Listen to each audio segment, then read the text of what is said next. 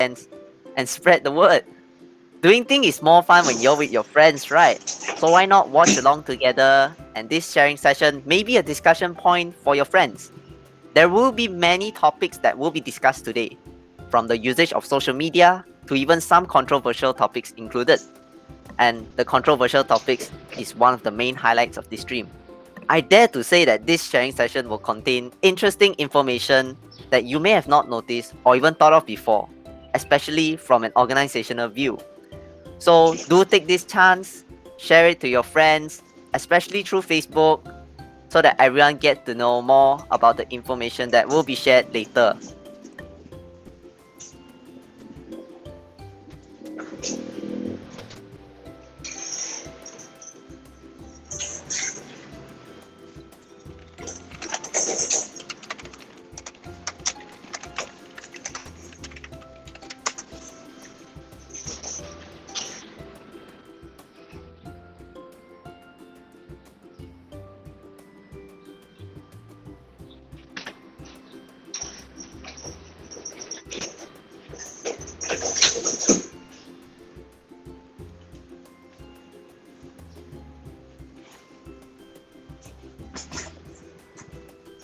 Everyone here is like PR student, is it? Or you're from different faculty?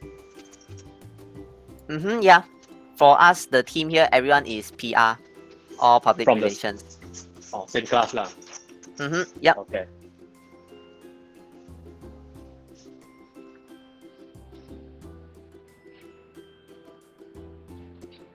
I've also got the Facebook insight opening, so just in case if you have any question about our Facebook page, our social media, any questions about how our campaign works, you can also ask away lah. No problem. The comment sections, people who are watching, if you guys have any questions, you may also ask in the comment section whenever you want to.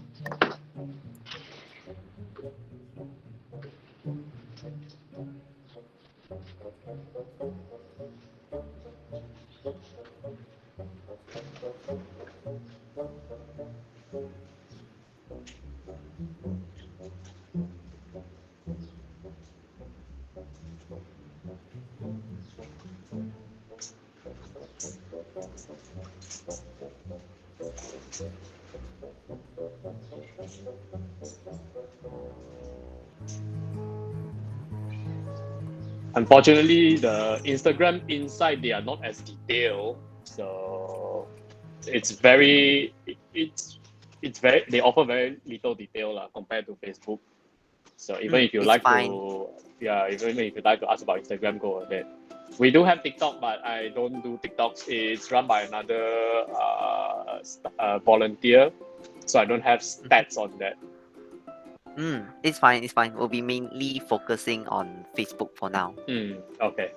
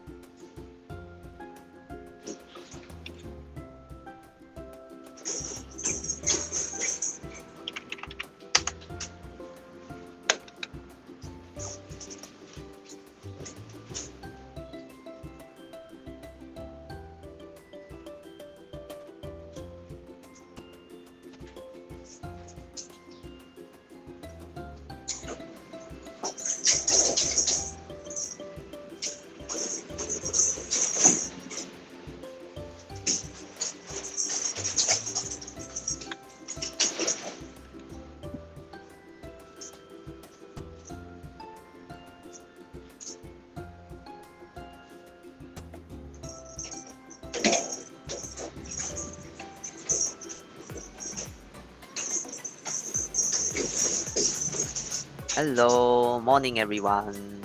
So it's now officially 10:30. So yeah, welcome to Group 3B's sharing session, saving the strays one paw at a time. Now before we start, do ensure that your mic is muted throughout the session. However, we encourage you guys to leave your camera open so that we may see your reactions. It also let us feel the connection between us and the audience. the connection in sharing will boost our motivation so that because we can see you guys understand and then we will have more hopes and feelings in sharing more with you guys. So everyone do open your cameras, do launch your cameras, show us your face so that we can see and gauge your attention and your interest.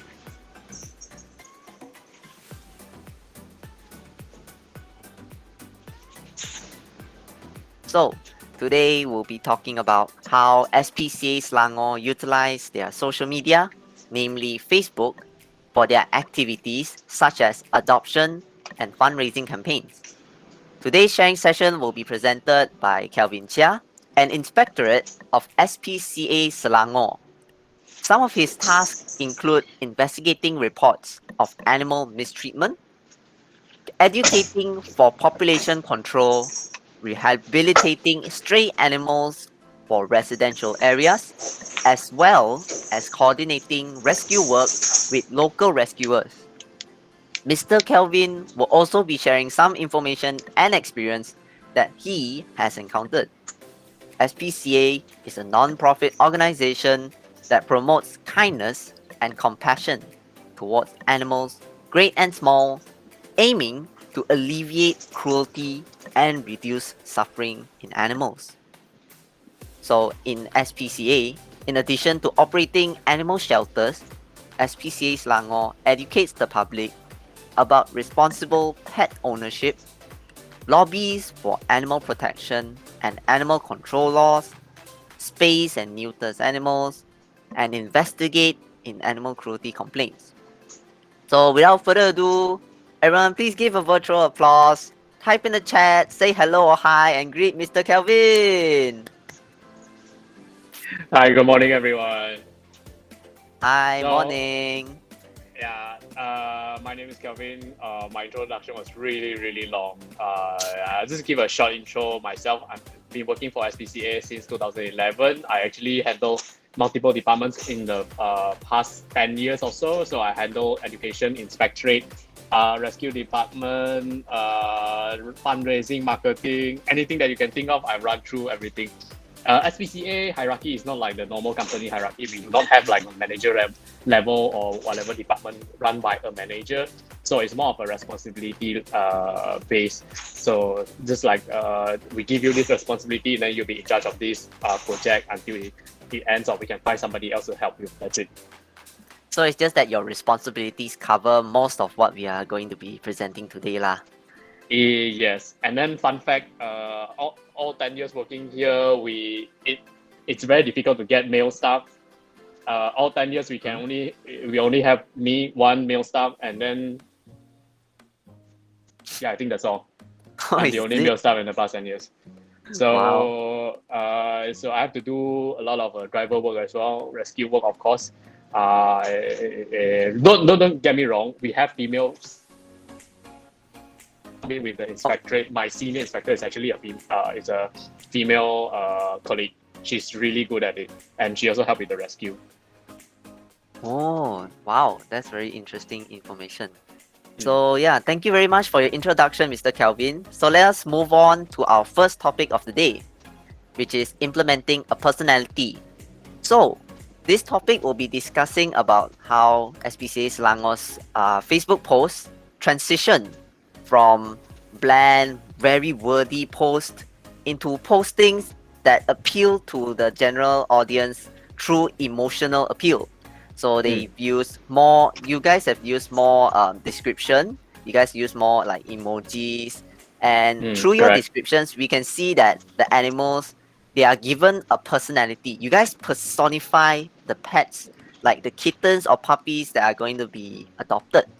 Like you try to describe them as active, easygoing, or very relaxed, chill, open to very new hosts, and they are very accepting of new people. So actually, the first question that we want to ask and want to focus on today is compared to before lah. So the bland post and the general and more emotional appeal post. Do you guys have like a fixed template for posting like this? Yes, we do. So we just not very recently, I mean, we because SPCA Selangor has been like the oldest animal welfare organization in the country. So we actually transitioning from back then, before social media even become popular, to now where social media is everything for everyone, where they get their information from and everything. So we actually started, like you said, from a very wordy post, with descriptions, everything in words, to now, which is more engaging, right? With a lot of personalities in the that we project on the animals, their behavior, how their behavior like, and how their reaction like when they're interacting. So that the between this transition, it has a lot of how do you put it, result. It shows a lot of positive result, because back then people have small time to read. So the descriptive post kind of work. But for now, people need everything instantly. They want to quickly go through all the posts. They want to quickly see or whether these animals are suitable for them or not. So you can see our post now, actually generally the words are very short. The sentences are also very short. We do not do like 3 paragraphs long anymore. You see the recent posts, all of them, they are all oh, this dog is a happy-go-lucky dog. It's a free spirit dog. They would like to go home with you. Would you like to adopt? Come here. This is how you adopt. That's it. So it's very functional. On that kind of result, it's hard to say whether it works better or not. It's just go with the it's more popular now, so we just go with the flow, and it kind of worked because we still have a lot of visitors come because of that post. So your postings are mainly like you guys post, and your main agenda of posting is to get people to come to the animal shelters, right? Yes, correct. So whatever that we post, it's the main purpose is not to get people to adopt that animals in that particular post, but it's to attract people to come to our shelter first. Because adoption, don't get it wrong, adoption has to be done by interacting with the animals. If you don't interact with the animals, you cannot adopt just based on the photo. You cannot just say, oh, these animals look cute, so we are going to adopt him. But you didn't know that maybe it goes back, then the animals is actually a very nervous kind or very high energy type. So you need to have interaction first before you adopt. So it's like people, they come to the shelter, then they like try out and see if they are both Yes. personalities connect or not lah.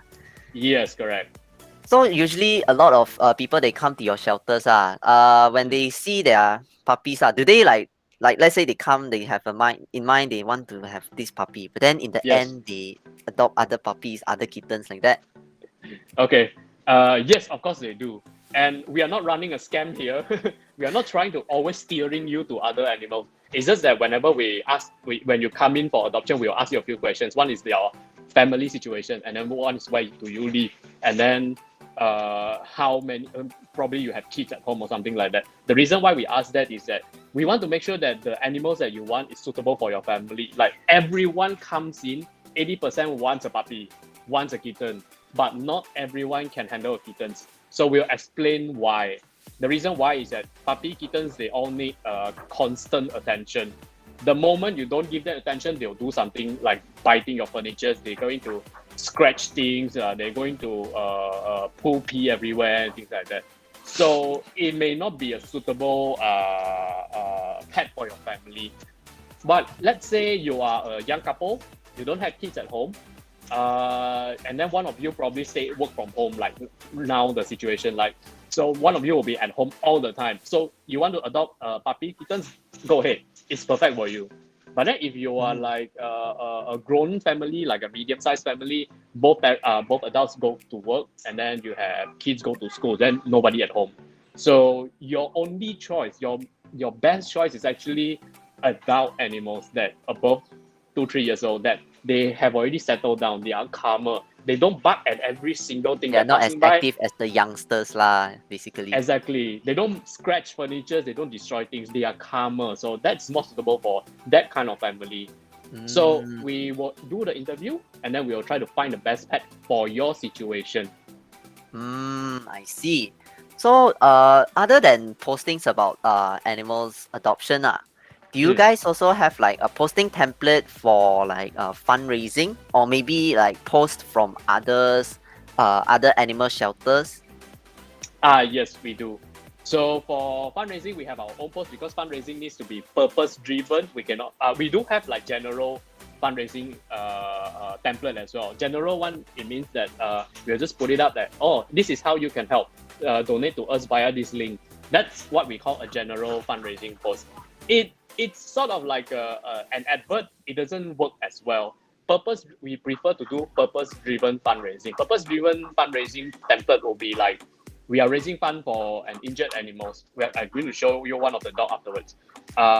For a particular Dalmatian that may be injured, suffering vertebrate injury, and then we need to do surgery for that dog. So the cost could be up to 8,000-9,000, right? So we do not have that kind of funding to pay for that surgery. So we'll do a purpose-driven fundraising. So that money that we raise is going to go to this dog, particularly for this treatment. So it's very specific.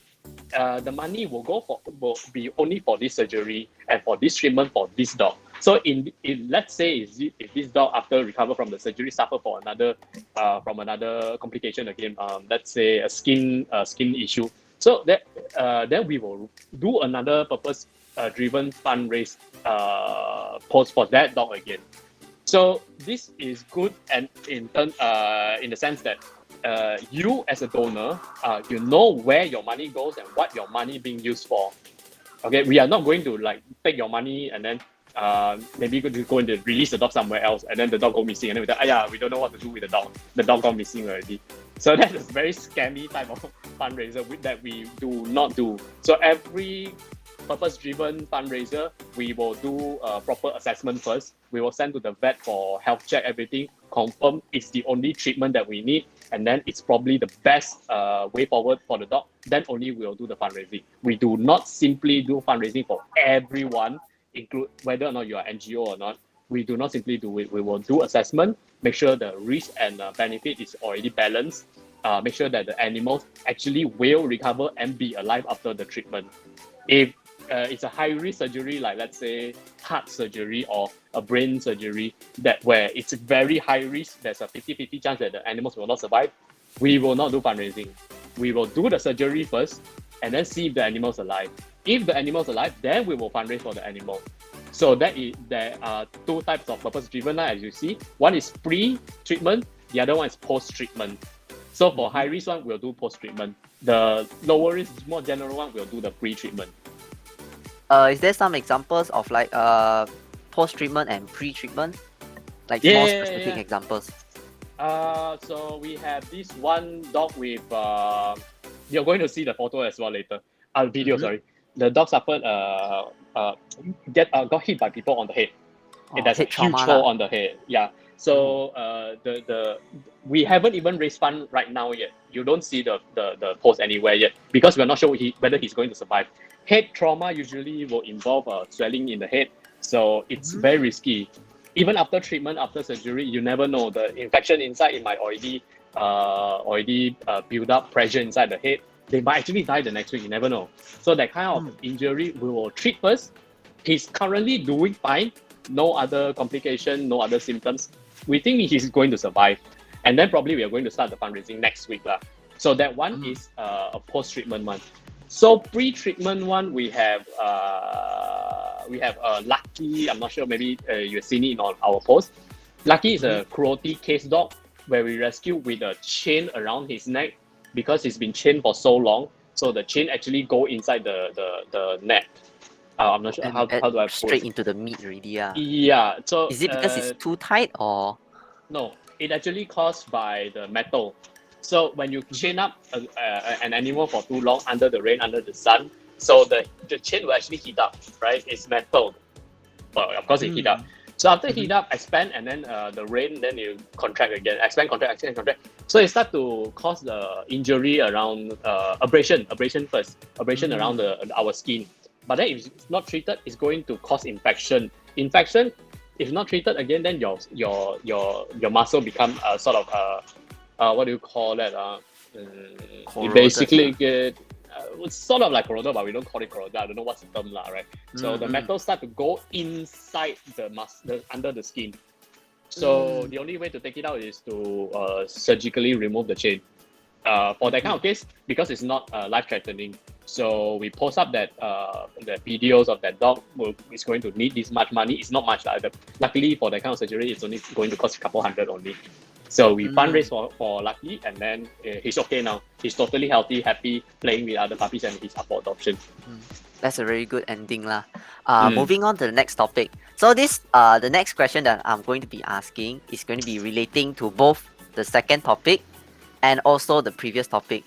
So the change from text to visual. Just now you said that from Lucky's post, you guys posted a video that's showing how severe the case is, and that is a post for fundraising, right? Yes, So correct. can you say like for using a video, right? It is more appealing, or at least it can grab better attention compared to text. So yes, let me see if I can find that post. So of course, previously we posted a lot of injured animals as well, but it's text based. It's very relevant to the topic we are talking right now. So it was text based. Text based, it means people have to read through, and then they have to start imagining in their head like, oh, what kind of injury the animal faced, what kind of trauma the animal faced. It works, it may not work, because we don't know. People may think either the animal suffered a very serious injury, or people is going to think it's minor injury. We don't know. We don't know how people might imagine the injury. But with video, it gives people clear picture of how serious the injuries are. So we actually have a lot of engagement on that post.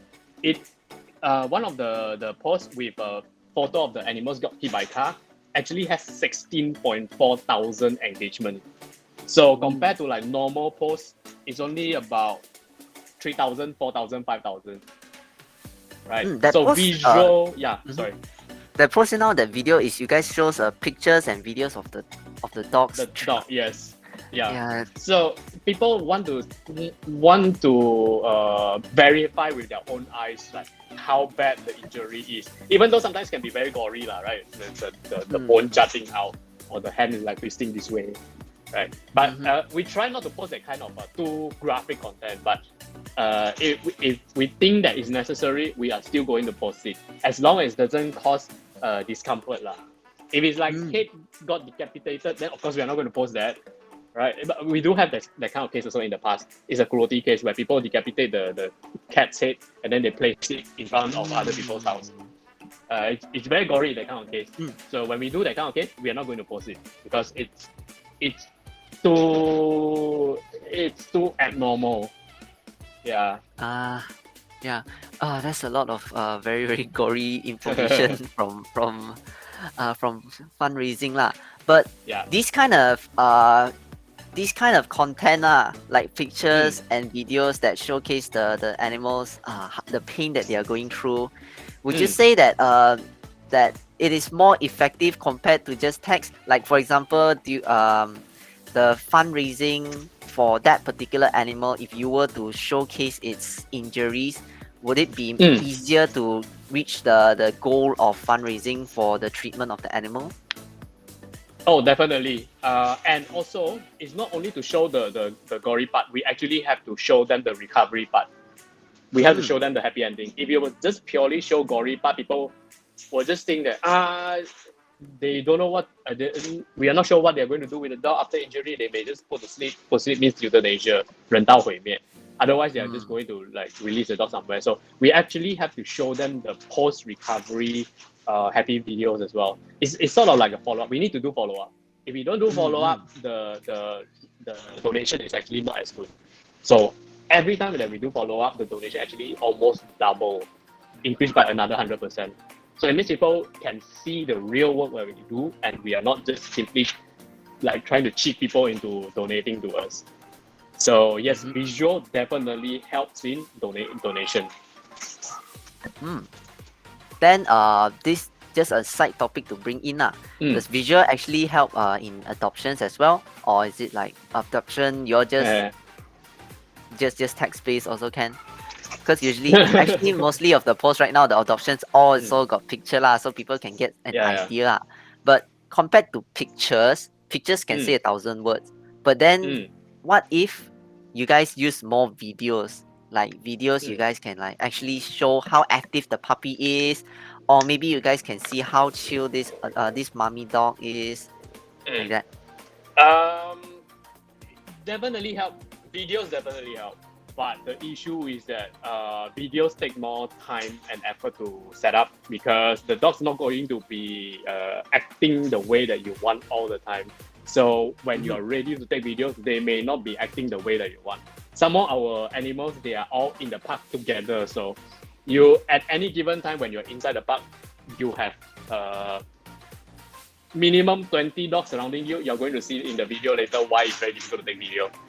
If you're going to have at least 20 dogs surrounding you, cats also the same thing, they're going to keep coming to you. But yes, video do work. We use video to showcase like a general population of the animals that we have. And then we use pictures and text to go into specific of that particular animals. So it's kind of utilizing both medias. Of course, if we can do one-on-one video, that will be great. But the problem is the execution part is very difficult for shelters at least. So when you guys post this kind of like images and videos, every post that you guys send, do you guys have like are they monitored? Sorry, not monitored. Like the contents of the post, from the text to the pictures to the videos. What is the planning in your organization? Do you guys like have a plan? Like, do you guys have a storyboard, or like have the general idea of what you guys need to capture? Like, what is the decision making in making a post like that? Interesting, because prior to this, we actually have a storyboard for all the animals that we trying to post. We try to come up with a story where they come from. It's real lah, not a make up story. We try to come up with let people better visualize where they come from, everything. So we try to write a story write a storyboard for the animals. But then it started to get a bit exhaustive. Not exactly. It's start to get very exhausting, because at any given time, every week, we have about 10 animals coming in, and we start to run out of story, because most of the animals that come in, they are almost come from the same backstory. They rescued from the street, somebody abandoned them, they got injured. Then you start going back to the story, like, hey, this is the same story that last animals got. Then you go back, hey, it's the same story again. Hey, it's the same story again. But it's actually more or less the same situation for all the dogs that come into our shelter. So we start to think that maybe it's not worth doing that anymore, because everyone's story is roughly the same. So we just go focusing on their personality instead, because personality, every animals are different. So that's a bit easier for us to come up with a story around that. It's like when we say a dog is free spirit, it means the dog cannot be just cooped up in a room. The dogs like to run around, or the dogs have high energy. And when we tell you that the dog is calm and they are very confident, it means that the dog the dog is calm, basically. So it means the dog will not react to every single thing. So it's easier to tell story of their personality than their backstory in our case. Yeah. Oh, so all those. So that's all the topic that we're going to be talking about lah. So yeah, that is the change from text to visual that is presented by Mr. Kelvin. So moving on is topic number 3, which is online judgments. So in this topic, would you like to share some experiences that you've encountered on social media, like any SPCA Selangor related cases from the netizens of Facebook, like any good cases or bad cases? So the common issue is the rescuing part, because look at the social media landscape nowadays. You basically post something now, people can read it within the next few minutes. We are talking few seconds to few minutes, not even like a day. But back then, when social media is not as popular, you post something, we expect the engagement rate will be come out or finalized in the span of a week, or sometimes up to a month. Then only we can tell for sure, people have seen this post. But nowadays, people basically read it immediately, and then they just scroll past, and then they go for the next story. They either forget or they just proceed to the next one. So it starts to transform how rescue people report about rescue case or cruelty case as well. People expect actions like immediately. They even better yet, they report now. They want you to go now. They want you to appear at the location now, which physically, logically, practically, it's not possible. But because people has been like living this kind of lifestyle for quite a while now, so it's where conflict started for us. When we tell people that there are proper procedure that we need to follow through. I'll give you an example. A cruelty case. Not even a very, very severe one. Let's say you probably seen it very commonly on the street. People caging a dog, right? Caging is actually an offense lah. You cannot cage the dog for a long period of time. So there will be people maybe witness it and then they file a report to us. And then usually that kind of case, we have procedure. First, we have to investigate first. Not every caging is wrong because sometimes it could be the dog maybe just the owner maybe just bathe the dog. So they maybe want to dry the dog. And then not everyone has a commercial pet dryer at home. And that also is because normal dog cannot use hair dryer. Hair dryer emit a very loud noise. It actually will scare the dog. Just try hair dryer near your dog. Even vacuum cleaner, right? When you turn it on, then the dog, your pets start running everywhere. They got nervous, they got panic. So that's the same with hair dryer. So you're not supposed to use that at all.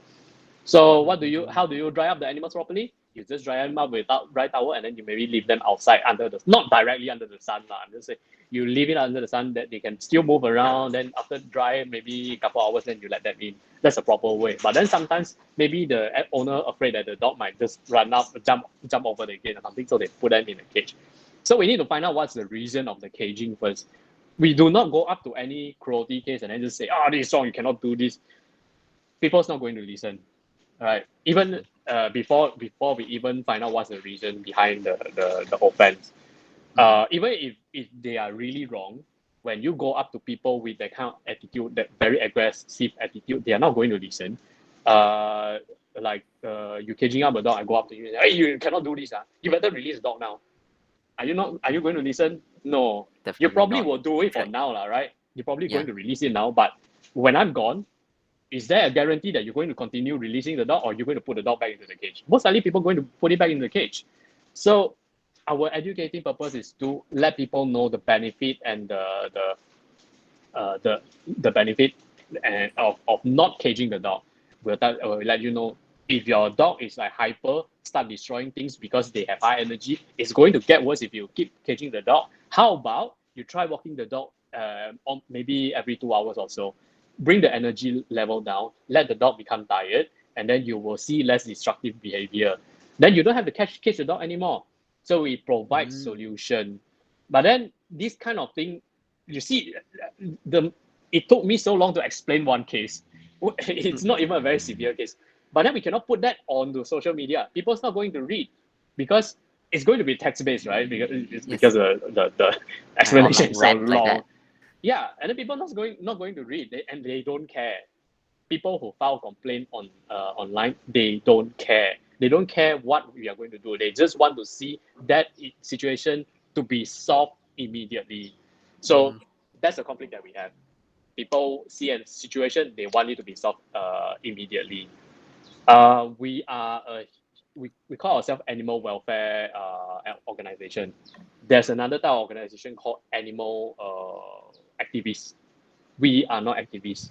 Activists means they are more aggressive in their approach, right? So we are animal welfare. So our goal in the end is to educate more people, lead them to the right way of keeping animals. So let's say the cruelty case just now. Once we educate him or her how to properly take care of the dog, in the future, in case if he take in another animals, at least that person will already know how to properly take care of the animals, right? So we don't have to worry anymore. We don't have to worry that in the future he's going to take in another animals and then the same cruelty case going to repeat again. So we don't want that. That will be a waste of everybody's time. So what we do is for long-term benefit lah. And when it comes, that's cruelty case. When it comes to rescue case, it's a different story. Yes, we do have to act quite fast. So let's say animals get hit by a car. we will have to send our driver immediately and then bring the animals back to a clinic for checkup and everything. But still, it will take time for us to get there. Selangor, KL area, you know how bad the traffic jam is, even Yes. though it's like really short distance. It could be just 10 kilometers, but it will take you like half an hour to reach there. People don't care. People want you to teleport there immediately. So in between the half an hour, you can post more things that you can drive. Oh, you can post more things that faster than you can drive. So that also will be some conflict there. Yeah, then by the time So you reach there, a lot of people all they already, why are you guys so late? Where's the yeah, the animal animals shelter? died or something. Or the dog got missing. Usually, most of the time, the dog got missing because the injury that people spotted may not be as serious as they thought. Animals are quite hardy. They don't get bumped by a little and they say, I can't move. They don't do that, okay? Animals can walk with a sprained hand. They can walk with only 3 legs. Then the twisted joint or whatever, they will actually heal by themselves. I don't know how, I don't know why, but usually they will. As long as it's not a torn off limbs or something like that, most of the time they are going to heal by themselves. So, but it's also the same thing. Like, how can we explain to people online? So now we just don't. We just tell you, okay, we are going to send our driver. You just sit back and just keep monitor the dog. Keep us update on where the dogs go. It gives the posters something to do, rather than go and post online. They are not here yet. Yeah, so we're trying to give them something to do, a purpose to help us, and then it also will help easier for us to rescue the animals. I see. And then for online judgments, is there like any there should be more like we're now reaching into more controversial cases. So online judgments, there's going to be like cases where they think that your animal welfare shelters are embezzling funds, like maybe your donations or your fundraising. Yeah, Yeah, is there or they think information? that we are very rich. Yeah. You guys like take some money like that, then Yeah, put inside because your own pocket. because I look at the Facebook analytics, SPCA Selangor. Wait, where is it? It was. I also just found out. It's kind of amazing. Okay, Yeah. SPCA Selangor is has the highest organic page likes among all the animal based NGOs at 90,000. We are 10,000 away from hitting 100,000 organic. Or we do not pay for any adverts, or you have never seen any adverts from us because we don't pay for that. We think that the money is better spent somewhere else. So we are on average highest engaged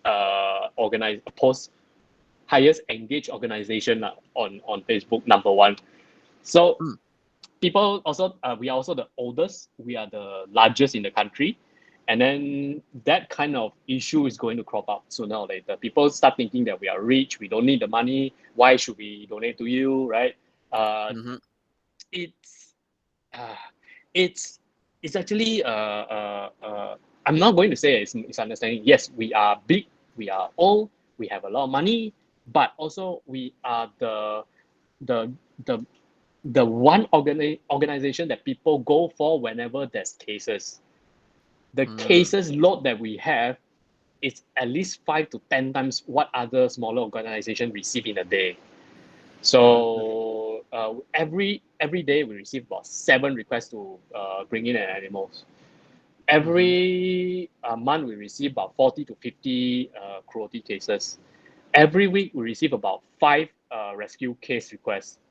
So that kind of thing, it actually compound. Our physical space is limited. Yes, we are the largest, but still it's limited. It doesn't mean that we are the largest, so we can just bring in unlimited animals. It doesn't work that way. Like, where are we going to put the dogs? Like, do we have like a black hole that we can just put all the tens of thousands of dogs? It doesn't happen, right? So when people see us as the largest, the biggest, then they start thinking that you do not need the money. But we also have the most animals compared to other organization, and then the cost of running it properly is extremely high. I'll just advise that most of you guys or anyone else volunteers out there, try to go to volunteer in different organization. Then you can learn. I'm not saying compare, but you can learn how every different NGO operate. Because some put more emphasis in one area than the others. Like for us, we put more emphasis in the what we call a life with quality.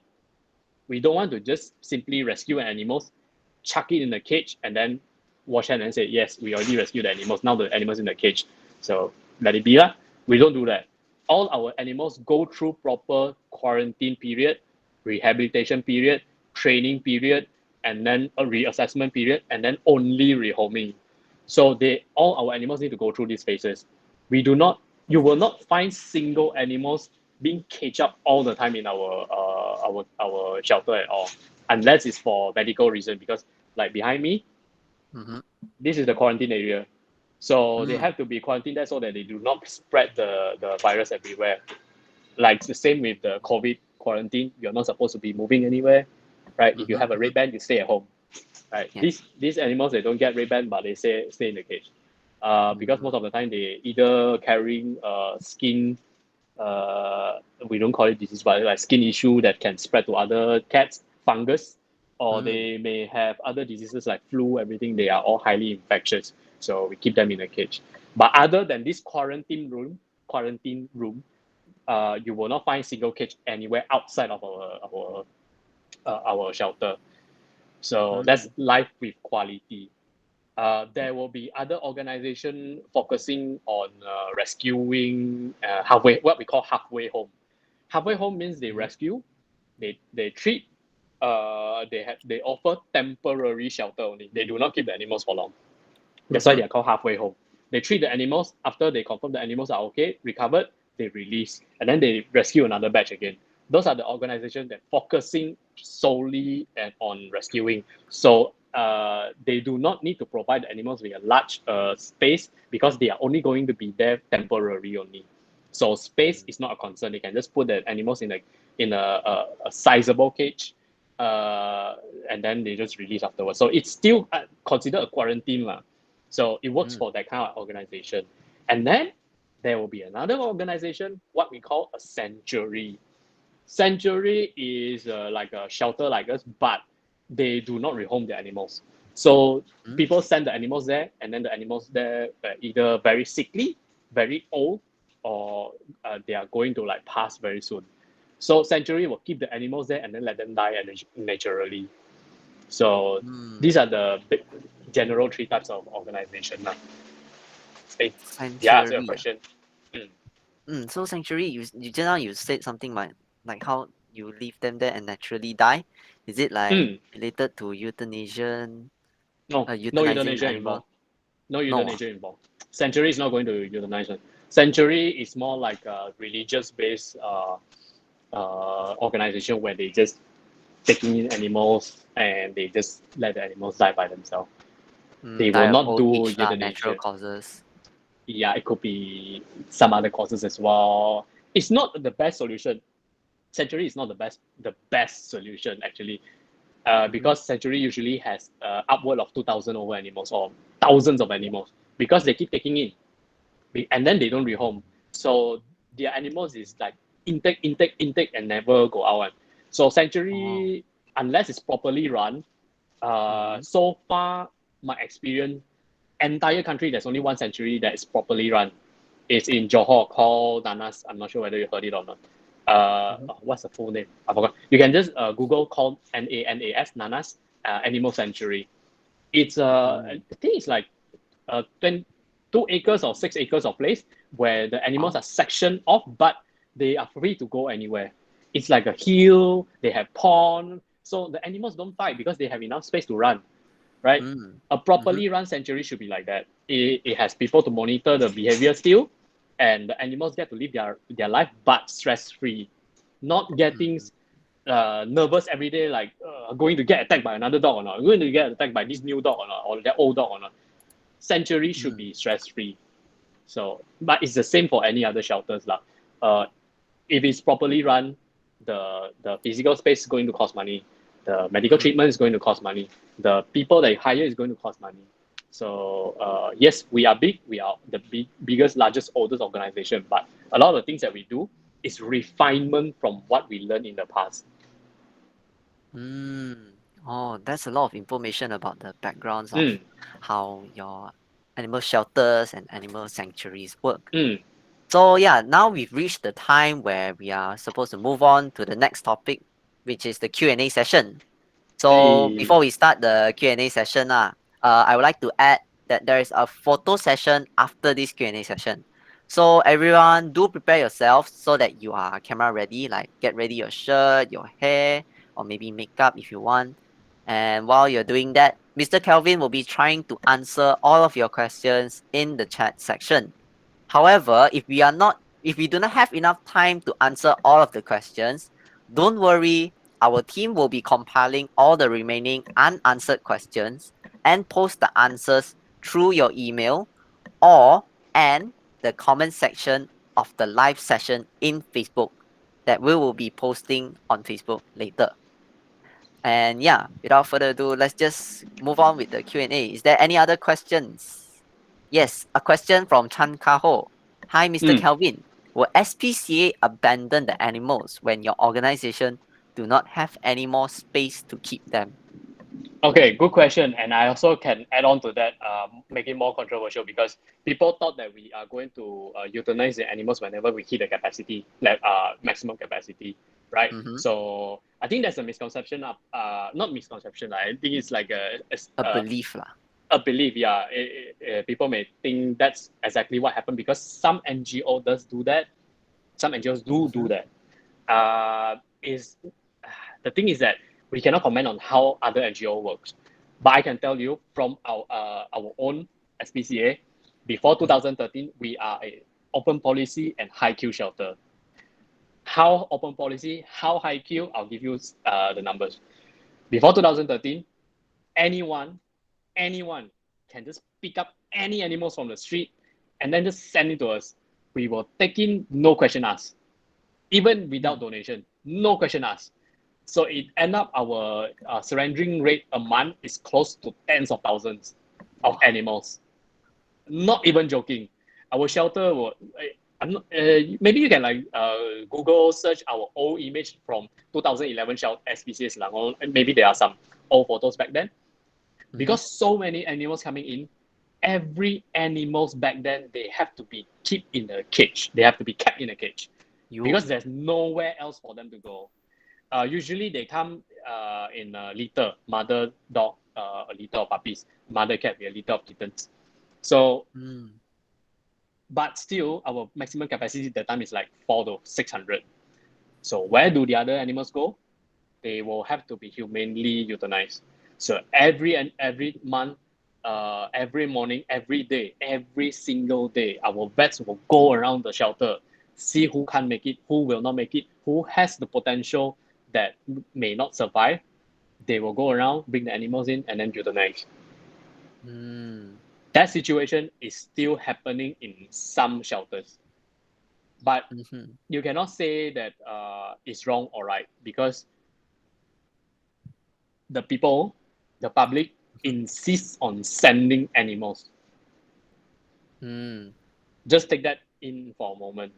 When we explain to people that we do not have a space, would you like to foster the animals for a while? Then when we free up space, and then we will take in afterwards. Most of the time, 70-80% of the time, people cannot foster, people cannot keep the animals, right? Mm-hmm. So what do? They either dump at our gate after they say they just we cannot keep the animals, and then never mind, we're just going to release it back on the street. Then they just leave it outside our gate, or they just put it back where they come from. So that Mm. causes a lot of euthanasia in the past. Is it wrong? We were kind of forced. We are kind of what do you call that? Arm twisted to do it. If we don't do it, we are going to have a lot of overpopulation. Everyone going to stuck in a cage, and then it take one simple disease, one simple virus, one Outbreak. simple outbreak. Everyone will die. It's that simple because everyone is in close proximity in a cage. They cannot go anywhere. So one gets sick, everybody gets sick.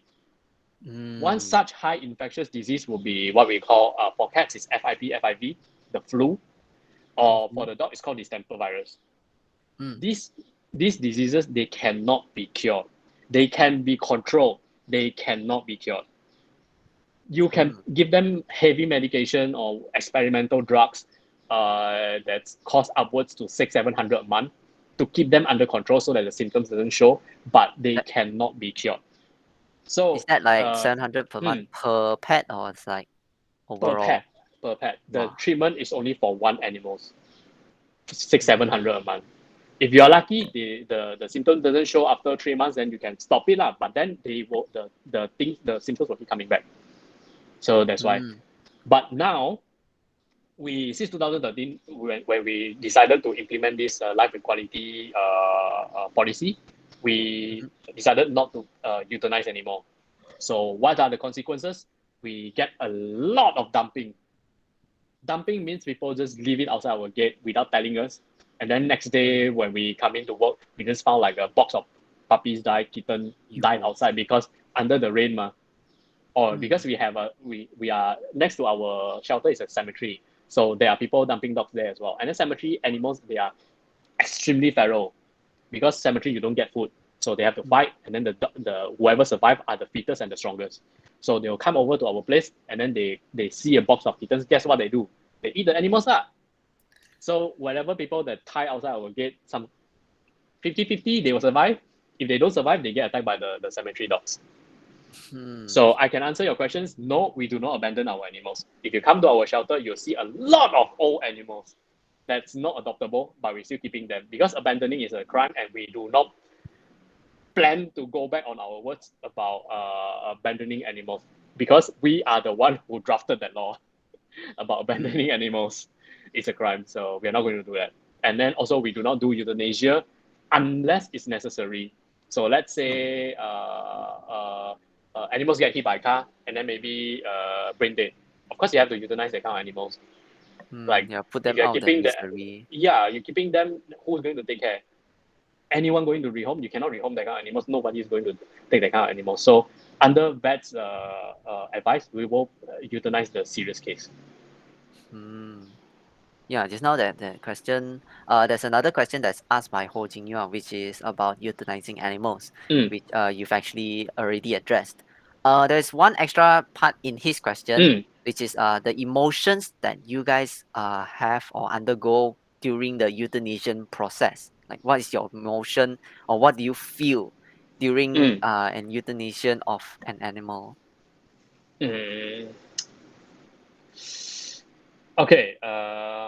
Interesting is that I got involved in euthanasia when in my first year of joining SPCA. So, but it's different from people to people. I can't speak on your behalf how you may or will feel. Okay, but for me, when I first joined, I got affected quite badly for my first euthanasia. It's also not it was justified by the doctor because I think that was like a accident case as well. And then the intestine was already outside of the body. So when I picked up the puppy, it's in PJ section 14 behind the digital mall. The puppy was found under a car, probably run over by a car, and then the intestine got outside of the body. So when we pick up, obviously it cannot be safe anymore because the intestine already infected. We're also not sure how long the puppy has been out. Puppy is still responsive. Incredibly, animals that in that kind of situation, they are still responsive because they are in a shock. They don't realize how bad injury they are. It's just like people, you get hit by a car. Sometimes your legs broken, you're still conscious because you basically lost all the what do you call that, feelings of your lower half body. So you actually not in pain. You're just in shock because you're losing blood and things like that. So that puppy was in the same condition. We bring back, have to euthanize, no choice. Affected quite badly for that rescue because that time is still my first year, so I'm fairly new. I have this very naive thought, thinking that of course the vet is going to save it, right? So it's the same thing for anyone just join SPCA. It's the same. I've seen it so many new stuff coming in. They have like very grandeur thought about what NGOs can do, and then after a few years you're going to learn the reality of it. The cost is very important thing. Second thing is the quality of life for that particular animals after you save. Like that intestine. Okay, let's say we remove that part of the intestine and then probably connect it, make it shorter. And can the puppy survive? Maybe, but is it worth the complication down the road? The puppy is going to have a lot of infection in the down the road because the intestine has been shortened by that much. It's a lot of complication that we don't even have the experience for. Because in animal case and human case is very different. Human case, human doctors, they have a lot of past case that they can refer to, or like this, they done this surgery in the past. The human survive as long as they follow this treatment. For animals, there's no such thing. You cannot refer to other clinic like, oh, doctors, have you done this surgery before? Nobody has that kind of resources. So euthanasia, at first, it's going to affect everyone quite bad. But then you start to get used to it. You start to think, you have to, not think, but you have to start telling yourself, like psycho yourself into thinking, yeah, what you do is the best for the animals. What you do is for the best of animals. Because it's outside of your hand. I'm not the one who making the decision, by the way. It's usually by the professional, the vets. So if the vets don't think that they can save it, of course the vets will be right. And because I'm not the one that performing the treatment, so the vets will be the better person to refer to, right? So after convincing myself that, then I stopped thinking about it. So now I just think of the practical way of rescuing animals. I do not think of whether or not they can survive. So whatever we do, rescue first. Let the vet deal with it afterwards. Yeah, I think that's a really good answer to Ho Jing Yu's question. Mm. Is there any other questions at the moment? If there's not, I have one quick question that I want to ask. So for like fundraising animals, right? When you guys fundraise for this treatment of a particular animal, what if the fundraise do not meet their goal? What do you do Oh, with the remaining money? And what happens to the animal that is being fundraised? okay. So there are two situations in your questions. I think one is that what if we don't raise enough money, and then what if we have surplus, right? Can. Maybe you want to know both. So yes, Mm, not raising enough money happens all the time. Because sometimes the animals may. I'm not sure what's what's the reason why we can't raise enough money for certain case that we actually thought they are going to reach target. So I really don't understand. There's a case lately. There's another of a puppy that we rescued suffered a hip fracture. It's a cute puppy. So there's no mm, reason that a cute puppy suffering hip injury, you would have thought that maybe can reach the fundraising target within a week or so, right? After 3 months, no, we still barely hit 50%. So we don't understand why. We check the timing of the post, it's the same, everything is the same. Then we repost again, still haven't reached the target. So in that kind of case, we will just use our own operation fund and then we cover up. We will still pay. We do not. SPCA works is that we understand how, because we have our own clinic over here, but we don't do large scale surgery or treatment because it's a high volume spay neutering clinic. So we can only do spay neutering. So for any other X-ray, blood test, whatever, we still send to private vets. But because of that experience, we actually understand how animal clinics work. So we try not to owe them money. So we will pay up whenever the treatment is done. The animals are not ejected, what they call check out. So we try to be understand the private clinic part lah. So we will just pay them off. So when we don't raise enough money, we will still going to pay them, but it come from directly from our operating funds. So whatever that you donate, generally, if it's not for that particular purpose, it will be used to cover this kind of case lah.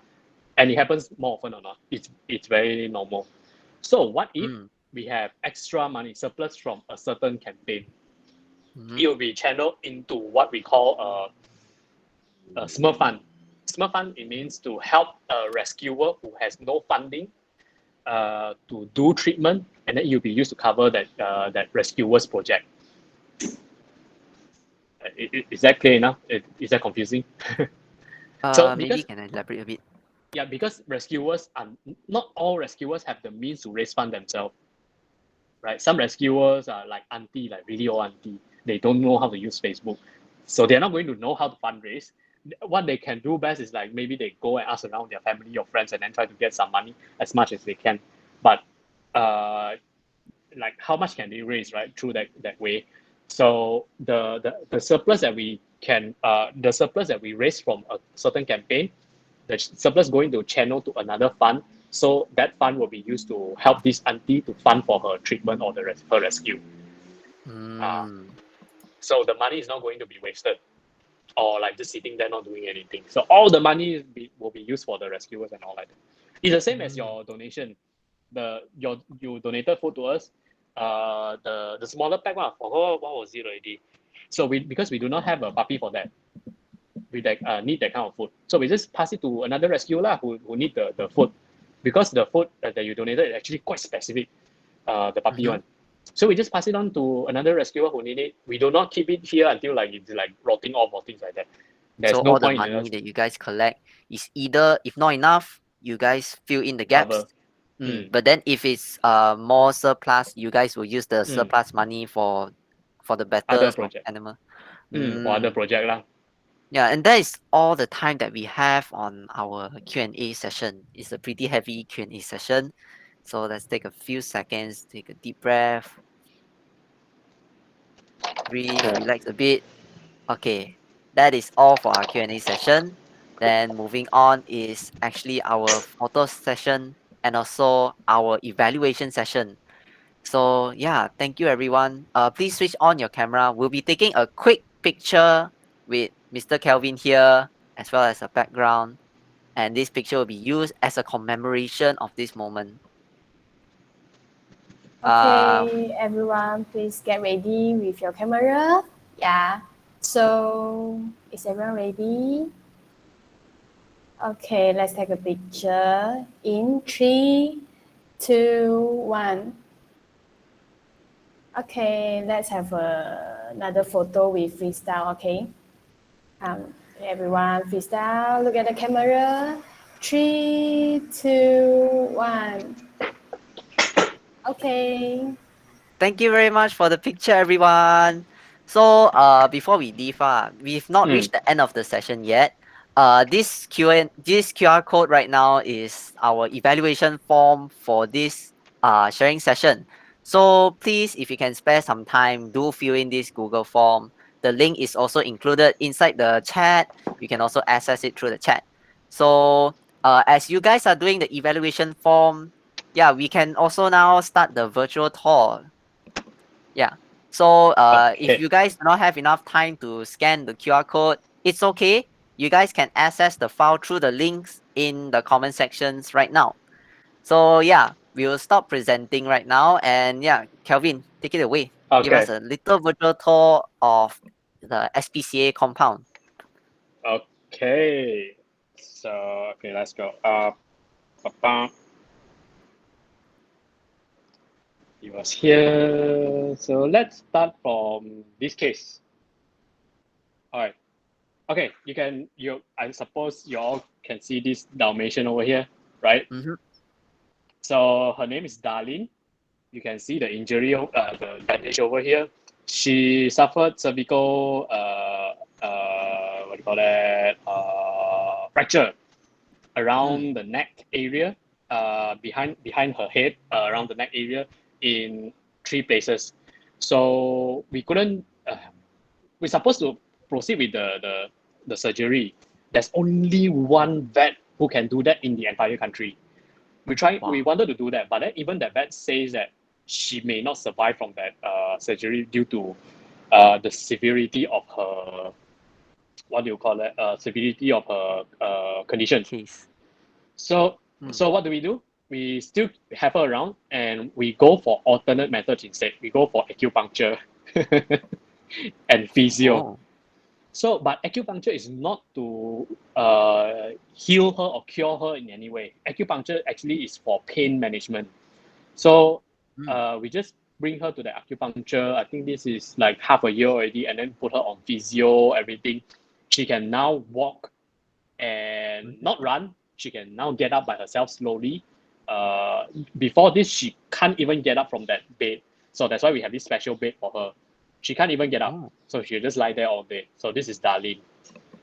She was found in PJ.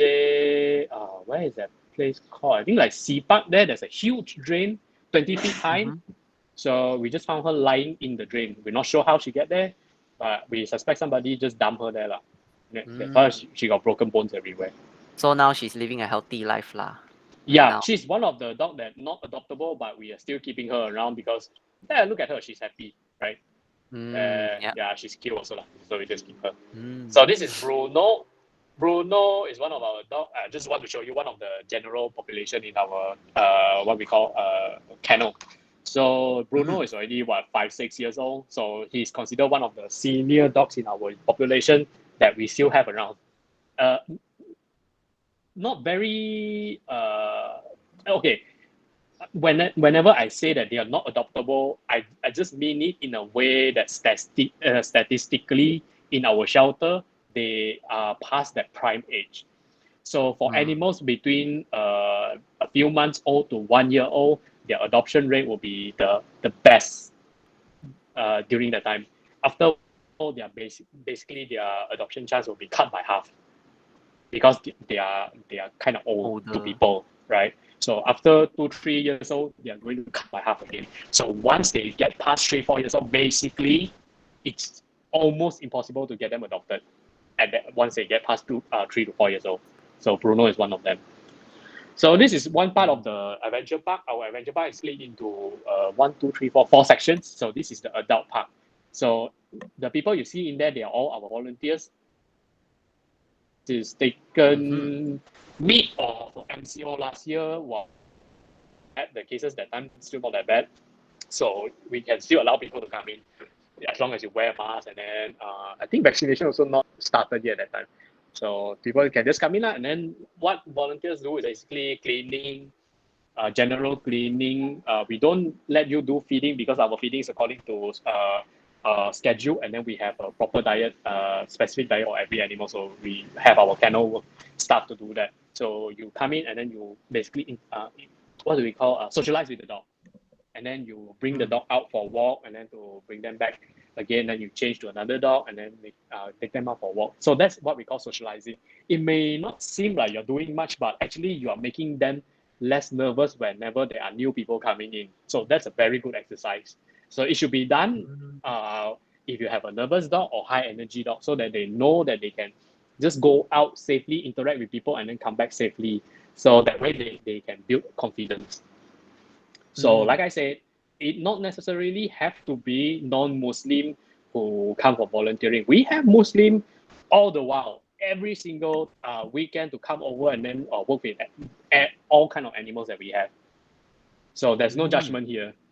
So everyone can do whatever, not do whatever you want, but as long as you have the heart to learn, we will teach you how to do it. So like that, this is another batch. So volunteers can be from all kind of age group. We have 70 years old uncle last time also came, no problem. So this is one of the dumped animals. There are 3 ways for animals to come into SPCA. One is what we call surrender, one is abandoned, and then one is brought in by rescuers. So surrendered means you willingly give up your pets or rescue animals. Second, dump. So this poodle is dumb. Dumb means they just leave it outside our gate and then they just run away. They do not inform us of the dog or anything. So this poodle was dumb. So cute also yeah. dumb. So this is dumb. Next day we hire a groomer to groom her up, clean her up. She's okay now. And then adopted the 3rd day. Oh. So yeah, because it's a poodle, it's very it's any a lot of pedigree get a lot of people want, so no issue. So this is our adventure part. This is the teenage section. Meaning they are all teenagers about 1 year old to 1.5. This is the adult section. They are 2 years and above. So it extended all the way to the back. So this is our office, the front. Well, nothing much. I just want to show you the entrance and everything. You will see some animals roaming around. Those are our office resident dog or resident cat. So they are free now. You see, they are free to greet people. These animals. They will not be adopted. We are not letting anyone adopting them because one, they are already old, so no one also interested in them. So another one is also they've been with us for at least 6-7 years already. So we just keep them here. So this is Barry. Barry is a fat cat. She's not pregnant. Many people keep asking if she's pregnant. No, she's not. She's just fat. So in the back there is other resident dog lah. This is Kenji. Kenji is very clingy. Jane is very skittish. You see that? She runs away. That's what we call skittish. This is Mama dog wearing shirt because she has an injury on her back. So we put her on shirt so that she doesn't go and lick it. So at any given time you come to our office, there will be animals outside, there will be animals inside, there will be the cat not afraid of the dog also don't catch out the cat. So yeah, the thing about the dogs will attack cat is actually you can say that is a myth. It depends on the how confident they are on both animals. This is our cattery. Cattery as in CATTERY. Or just a cat room lah. It's separated into 3 sections because cat you cannot just release them, let them run free like the dog. So we have this building built specifically for cats. They are split into 3 smaller rooms. So this room has like 3 cats. Because cats get adopted very fast. So the population always we always have like fresh blood coming into the cattery all the time. So the cages that you see on the left hand side just now is empty. This is their sleeping den. They will go back to that cage at night to sleep because our dog kennel is just next to the cattery, and then they bark a lot. Then they scare the cats out up at night. So we have to put the cats into a cage so that they don't get freaked out. But some of them, like the cats in this room, they are not going to be. They are more confident. So cats don't need as much space to run around like dogs. They just need a scratching pole. They need a vertical space. They are going to see the skywalkway that we have later. So this cat is being in a cage because he's new. We just integrate him into this cattery. So we need him to get used to the existing population first before we start releasing him. Otherwise, they're going to fight. So these are the furnitures that we have around the cattery lah. I'm going to show you this is another very dominant male cat that we have in the cattery. So you see all the animals that we have, they already been assessed to make sure that the behavior is okay before we let people adopt. So whatever animals in this room, they already been confirmed healthy and behavior wise, they are well behaved. So these 3 kittens are also new. So they also been just out here to let them get used to the existing population first before we release. Otherwise, most of the cage are all empty. So while you're looking at the brown structure, this is our skywalkway because cats, they don't need vast space. They need vertical space that they can climb. And some cats, they will only feel safe when they are higher up. So you need to prepare that kind of space for the cat lah. So this is the dog that I say had suffered a head injury. So this is another section of our shelter. We have our pond, we have our heel also. So look at the head. The surgery just recently done. So the head is not injury. The head is because we insert the saline. That part of the head is not injury. It's because we insert saline during surgery. So the head injury there. Nah. So far no infection, no bulging or any kind. So we consider him as recovering well lah. So we'll see how he does in this couple weeks. This is Waisek. We rescued him from SS2 Waisekai. That's why he's called Waisek. Very friendly. We release him just outside here roaming because he's super old. No one actually interested in adopting him anymore, so we just let him be. So Waisek lah. So who else do we have? The teenage, another section for the puppies and the teenage dog. And that's our Great Dane. Wow. Great Dane, Dane, his name is Great Dane because we are too lazy to come up with proper name. He was also dumb. He's the one that tied outside the gate overnight. So we came back to office and then found him tied at the gate there. His condition was much worse before that, like super skinny and then infested with ticks and all that. So that's it. Mhm. And yeah, that's Uh, it. Okay, yeah, thank you very much for the virtual tour. We overrun about 10 minutes of our 1 hour ah, time. But yeah, other than that, it's fine. Thank you very much for the sharing session. And also, once again, thank you very much, everyone, for attending the sharing session, saving the strays, one paw at a time. And yeah, thank you very much, Mr. Kelvin, for attending to us, as well as the questions from the audience. Yeah, it was really fun planning and holding this session with you, Mr. Kelvin, as well as with everyone else that is here right now. So we really hope that everyone here has learned something from this session, or at least you've enjoyed your time here.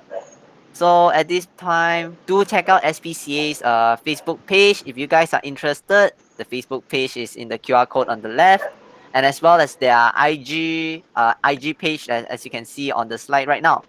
And also a quick shout out to our PR and Insta page of our PR's Facebook and Insta page, which is PR New Media 2021. And on Instagram, it's Alliance PR New Media 2021. So yeah, if you guys have any chance, you guys can come to the page, like these pages, and try to follow them, and then see if you're interested. You can also like go through their content and see what they post. And here, our sharing session has come to a close. You may now leave the session. Thank you very much, everyone, for attending this sharing session. Thank you very much, everyone. all Have a right. great Thank you. day. Thanks, everyone. You Bye too. bye. Thank you, Mr. Bye. Kelvin. No, thanks for having this session with me. Thanks for all your Yeah, questions. it It's was very very, fun. yeah, informative for you all as well. All right. Thanks, Mhm. everyone. Bye. Thank you.